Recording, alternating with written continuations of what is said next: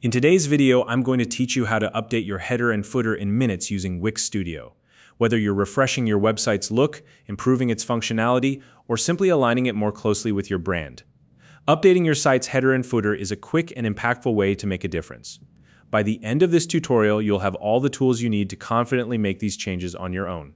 So, grab a cup of coffee, settle in, and let's get started. First things first, open your preferred web browser and head over to the Wix Studio website. Once you're on their homepage, look toward the top right corner of your screen. There, you'll see the Login button. Go ahead and click on it. If you aren't already signed in, this will take you to the sign-in page where you can enter your account credentials. For a faster login process, you also have the option to sign in using the Continue with Google feature, which is super convenient if your Wix account is linked to your Google account. Once you're logged in, you'll be directed to your dashboard here. You'll see a list of all the websites associated with your account.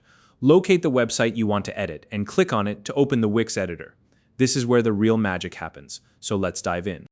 Now, let's start with the header. On your website's editor, navigate to the header section. This is typically the topmost portion of your site where your logo, navigation menu, and sometimes a call to action button are located. Click on the header to activate its editing options.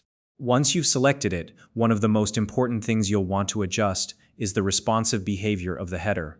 This step ensures that your header looks great and functions properly across different devices, whether it's a desktop, tablet, or smartphone. You can find the responsive behavior options within the header settings.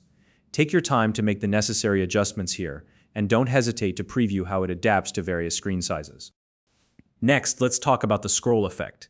This is a fantastic way to add a touch of personality and functionality to your site. Explore the scroll effect settings, which allow you to decide how your header behaves as visitors scroll through your page. You can choose from options like fixed, disappear, or fade out. Each of these creates a different experience, so pick the one that best matches the tone and purpose of your website. While you're still in the header settings, you'll also want to customize its color. Navigate to the color settings and select a shade that aligns with your brand's identity. Whether you're going for a bold, attention-grabbing look or something more minimalist and understated, the color choice is a key part of your site's visual appeal. With your header now updated, let's move on to the footer. Scroll down to the very bottom of your website editor to find the footer section. Click on it to activate the editable options, just like you did with the header.